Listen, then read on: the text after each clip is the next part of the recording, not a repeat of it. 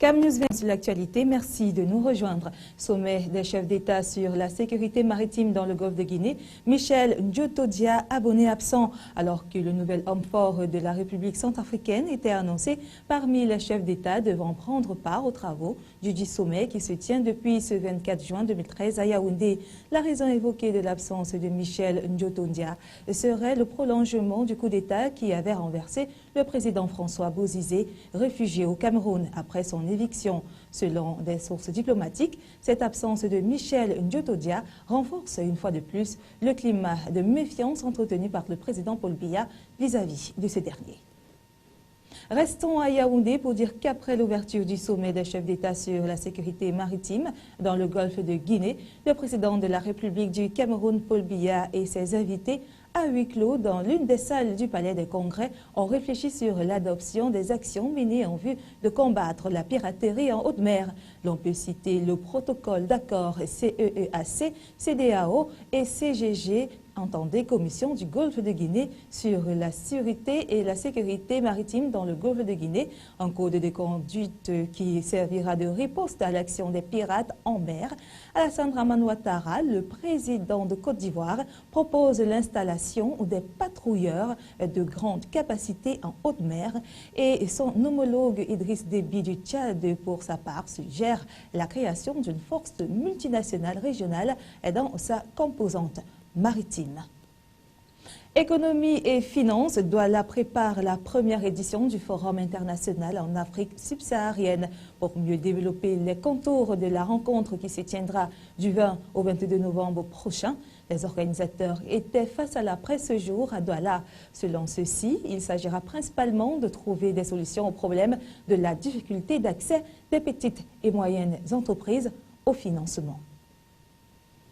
Allons à présent dans la région du Nord-Ouest pour parler des manifestations marquant la célébration de la Journée internationale des veuves célébrée dimanche dernier. Ce lundi 24 juin 2013, les femmes veuves de la région se sont retrouvées autour de la déléguée régionale de la promotion de la femme et de la famille, Judy Ngwe Abong, qui les a entretenues sur le thème de cette journée, agir ensemble pour mettre un terme aux pratiques et coutumes discriminatoires à l'égard des veuves.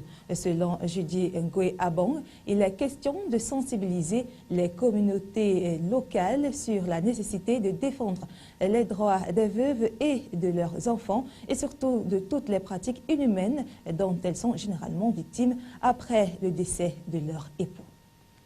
À présent, l'essentiel de la page étrangère avec nos confrères de l'Agence France Presse.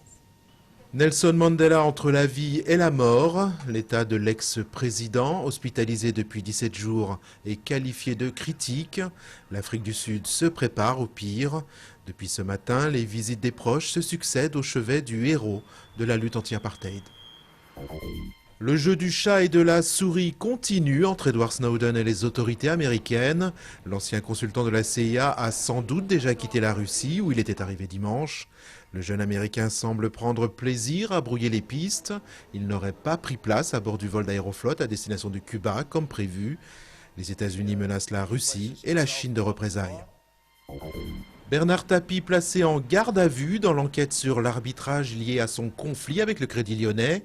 Les juges parisiens cherchent à établir le rôle exact joué par l'homme d'affaires dans le processus à l'issue duquel il avait obtenu plus de 400 millions d'euros en 2008. Le frère de Saad al-Hili, Zaïd, arrêté en Grande-Bretagne dans l'affaire dite de la tuerie de Chevaline. La piste familiale reste donc toujours privilégiée par les enquêteurs. Zaïd al-Hili est soupçonné d'avoir participé à un complot ayant conduit à l'assassinat de son frère en septembre dans les Alpes françaises. Le 25 juin 2009, disparaissait Michael Jackson.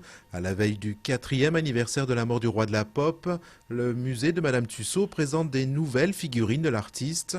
Les statues de cire ont été dévoilées sur la scène du théâtre lyrique de Londres, où s'était déroulé pendant 5 ans le spectacle The Thriller.